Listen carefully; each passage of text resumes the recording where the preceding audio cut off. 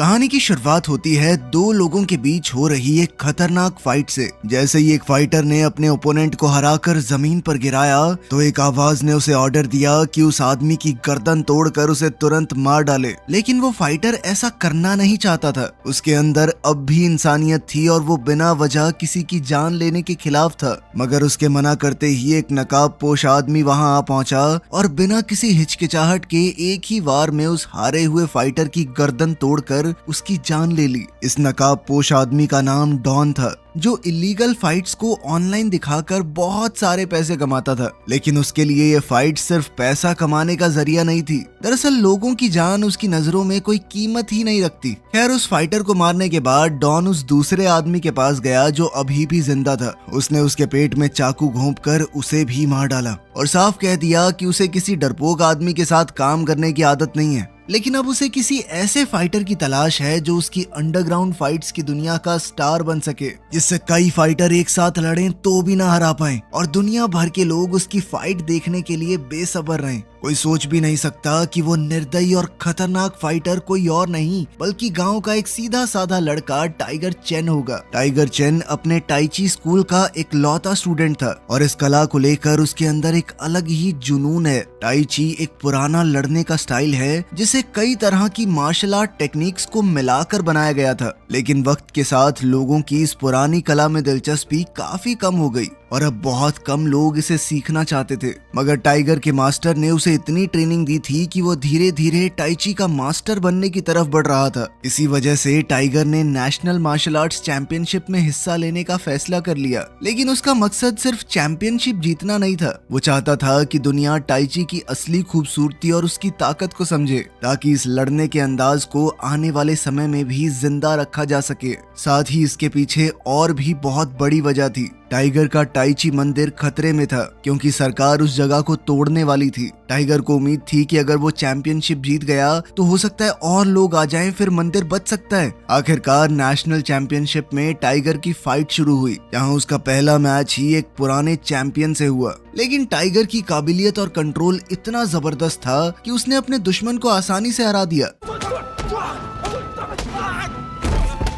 अपनी पहली ही फाइट में टाइगर ने सबका ध्यान अपनी तरफ खींच लिया और वो देखते ही देखते मशहूर हो गया। फिर फाइट के बाद एक न्यूज रिपोर्टर ने टाइगर का इंटरव्यू लिया और उससे पूछा कि उसने इतनी जबरदस्त फाइट के लिए ट्रेनिंग किससे ली थी। लेकिन टाइगर ने कहा कि ये कोई फाइट नहीं है मेरे लिए, मैं तो दुनिया को अपना लड़ने का तरीका दिखाना चाहता हूँ। टाइगर की इसी मासूमियत और सीधेपन ने डॉन का ध्यान उसकी तरफ खींच लिया। डॉन को लगा कि टाइगर उसके इलीगल फाइटिंग बिजनेस के लिए बिल्कुल परफेक्ट फाइटर बन सकता है। टाइगर को मार्शल आर्ट्स आती है, वो मशहूर भी हो रहा है और सबसे जरूरी बात, वो अभी तक उस इलीगल दुनिया के काले सच से बिल्कुल अनजान था। डॉन ने सोच लिया कि किसी भी तरह मैं इसे अपना फाइटर बना के रहूंगा। इसीलिए उसने अपने आदमियों को टाइगर पर नजर रखने के लिए लगा दिया। धीरे धीरे उन लोगों ने टाइगर का पूरा रूटीन पता लगा लिया और उन्हें पता चला कि टाइगर एक कुरियर कंपनी में काम करता है। खैर, टाइगर के ऑफिस में उसका एक जिगरी दोस्त भी था। दोनों पता नहीं कब से एक दूसरे को जानते थे। फिर एक दिन काम करके जैसे ही टाइगर घर लौटा,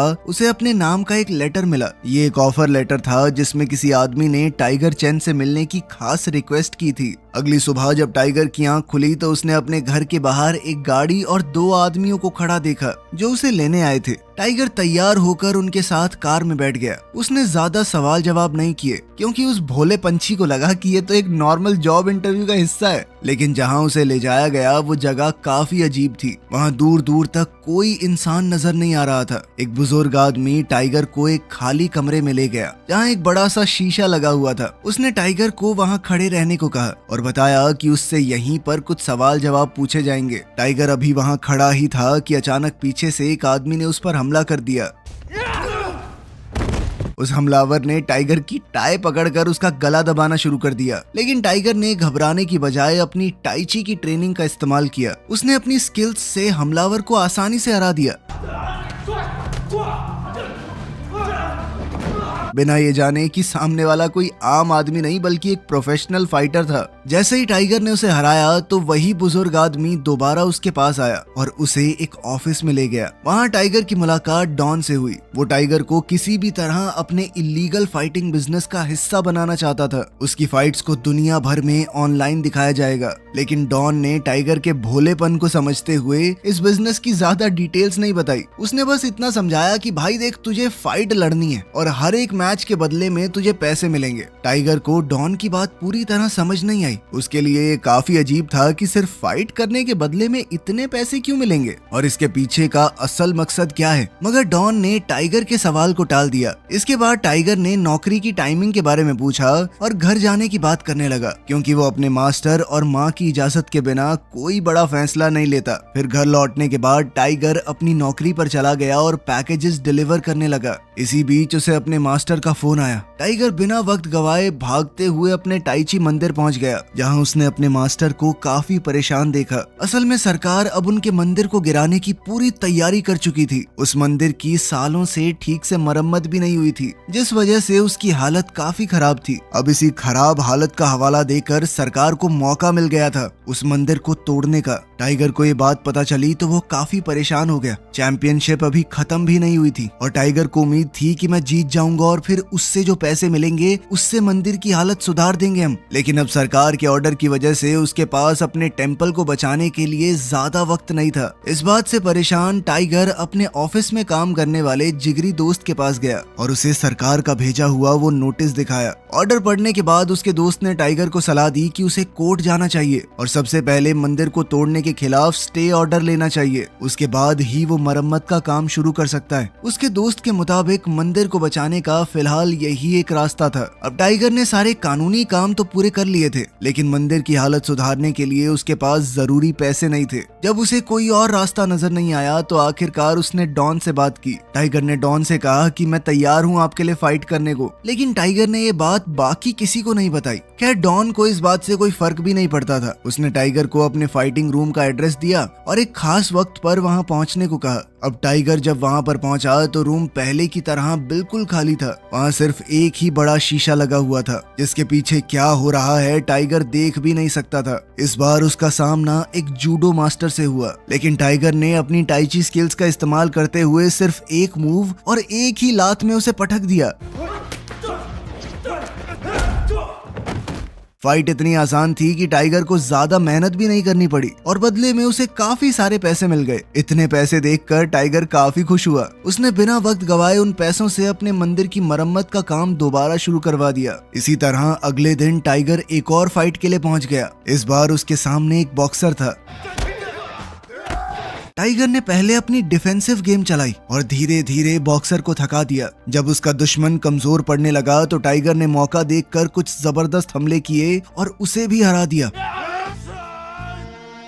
ऐसे ही टाइगर लगातार कई फाइट्स जीतने लगा और धीरे धीरे उसकी पैसे की दिक्कत भी खत्म होने लगी। इन अंडरग्राउंड मैचेस में उसका सामना अलग अलग मार्शल आर्ट्स और फाइटिंग स्टाइल्स वाले फाइटर्स से होता। इस वजह से टाइगर की अपनी काबिलियत भी और बेहतर होती जा रही थी। उसकी किक्स खास तौर पर काफी ताकतवर थी और वो अपनी रफ्तार और टेक्निक पर और ज्यादा कंट्रोल हासिल कर रहा था। इसी ट्रेनिंग और तजुर्बे का फायदा उसे नेशनल मार्शल आर्ट्स चैंपियनशिप के दूसरे राउंड में मिला, जहां टाइगर ने एक और फाइट जीत ली। डॉन की फाइट से कमाए हुए पैसों की वजह से मंदिर का काम भी तेजी से आगे बढ़ रहा था। साथ ही टाइगर ने अपनी माँ को एक वॉशिंग मशीन भी गिफ्ट कर दी, जो उसके लिए काफी बड़ी खुशी थी। अब टाइगर को अंडरग्राउंड फाइटिंग से काफी पैसे मिल रहे थे, इसीलिए वो इसे छोड़ना नहीं चाहता था। वो आज भी एक और फाइट के लिए पहुंच गया, लेकिन इस बार का मुकाबला पहले जितना आसान नहीं था, क्योंकि इस बार टाइगर के सामने कोई आम फाइटर नहीं था, बल्कि एक मार्शल आर्ट्स चैंपियन खड़ा था, जिसके पास कई सालों का तजुर्बा था। सबसे बड़ी बात ये थी कि उसने अपने शरीर को इतना ताकतवर बना रखा था कि टाइगर का कोई भी वार उस पर असर ही नहीं कर रहा था। टाइगर चाहे जितने भी मुक्के और लात बरसाता, सब कुछ बेकार जा रहा था।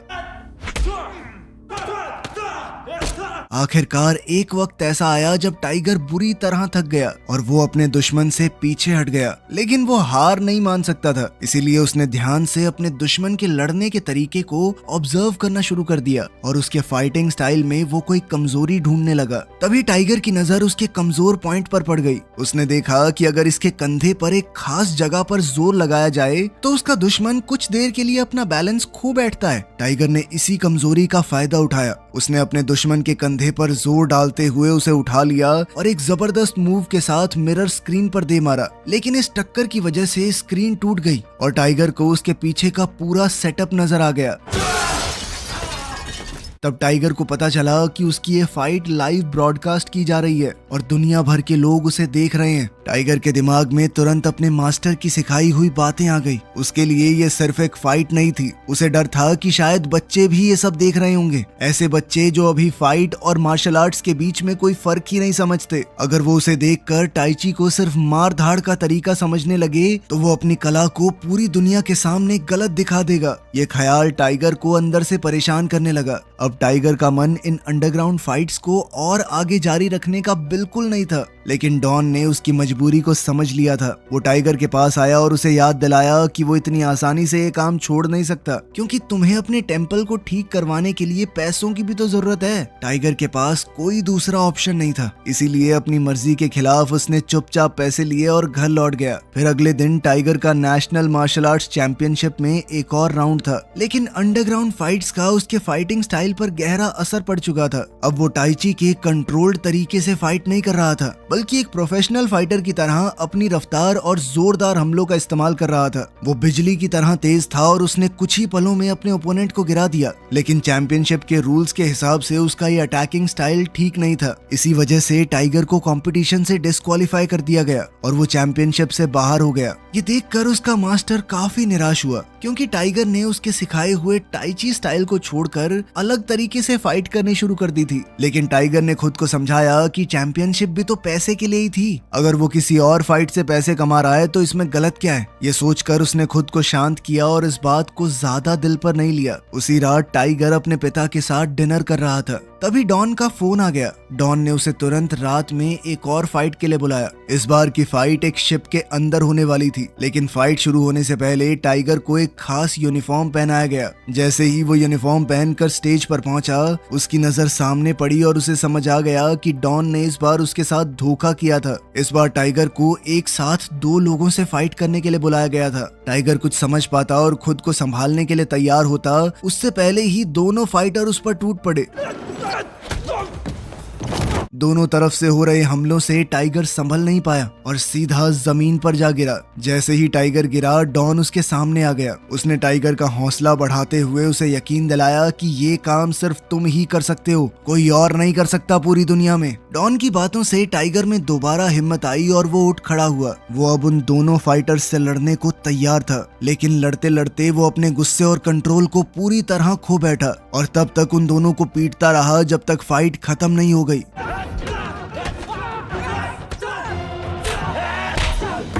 फिर अगली सुबह टाइगर के मास्टर ने उसे अपने पास बुलाया। उसकी नेशनल चैंपियनशिप वाली फाइट के बाद वो परेशान थे। वो समझना चाहते थे कि आखिर टाइगर के फाइटिंग स्टाइल में इतना बदलाव कैसे आ गया, और साथ ही वो उसके लड़ने के तरीके में आए बदलाव को खुद भी समझना चाहते थे। इसीलिए वो खुद उसके साथ लड़ने लगे। लेकिन जैसे ही मास्टर ने महसूस किया कि टाइगर के फाइटिंग स्टाइल में अब दया तो खत्म ही हो गई है और गुस्सा और बढ़ चुका है, तो उन्होंने एक अजीब से मूव का इस्तेमाल किया। यही टाइची की असली ताकत थी। मास्टर ने बस टाइगर को हल्का सा छुआ और टाइगर तुरंत पीछे जा गिरा।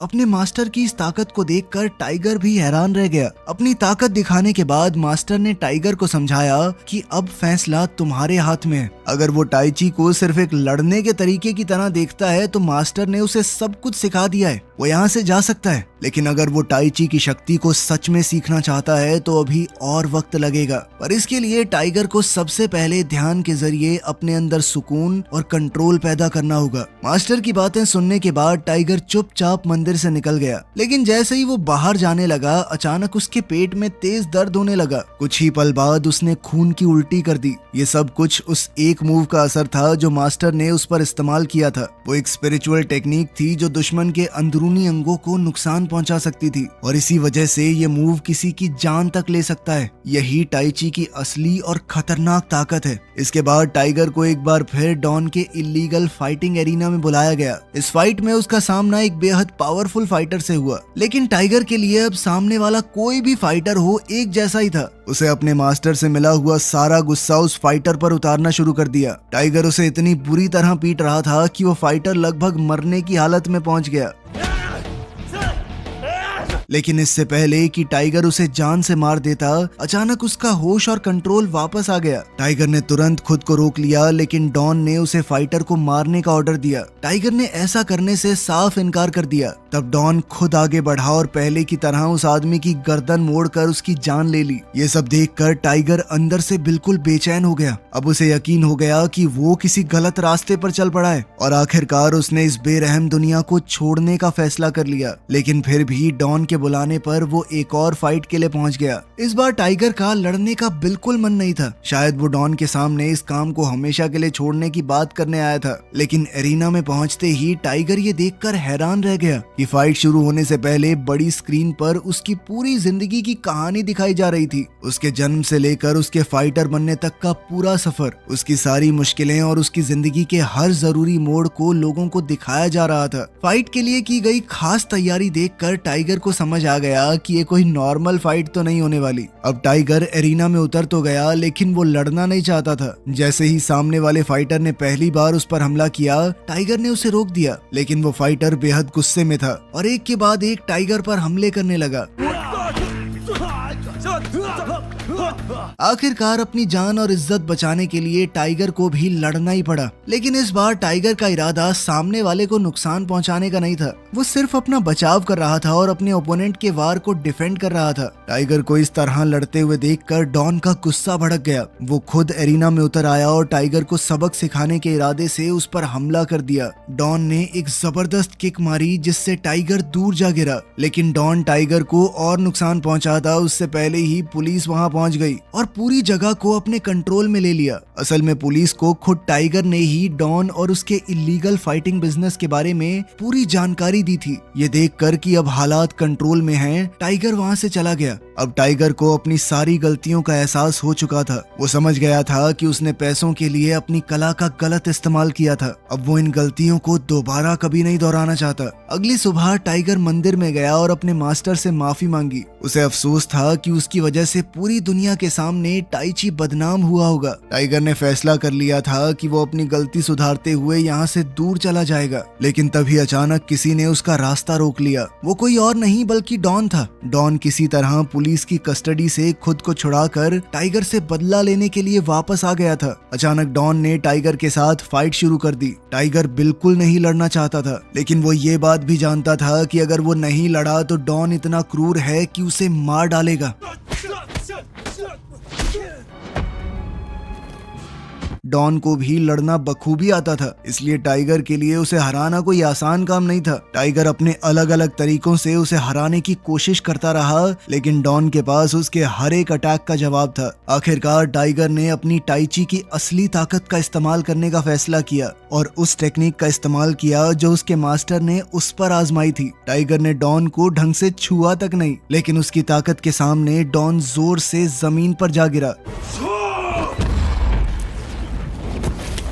दरअसल टाइगर अकेले में काफी वक्त से इस टेक्निक को सीखने की कोशिश कर रहा था और इसका सही इस्तेमाल करने का मतलब था कि टाइगर ने टाई ची को पूरी तरह से सीख लिया। अब वो पूरी तरह से एक टाई ची मास्टर बन चुका था और टाइगर को इस मुकाम तक पहुंचता देखकर उसका मास्टर बहुत खुश हुआ। उसने टाइगर को माफ कर दिया क्योंकि उसे अपनी गलतियों का एहसास हो चुका था और अब वो टाई ची की असली ताकत को समझ गया था। अब उनका मंदिर भी पूरी तरह से ठीक हो गया और अब सरकार के पास उसे तोड़ने के लिए कोई बहाना नहीं था। इसलिए टाइगर को अपनी सबसे बड़ी चिंता से भी आजादी मिल गई। अब वो सुकून से अपने मंदिर में प्रैक्टिस करते हुए आने वाली पीढ़ियों को टाई ची के बारे में सिखा सकता है। वीडियो पसंद आई तो लाइक कर देना, चैनल को सब्सक्राइब कर लेना। मिलते हैं अगली वीडियो में।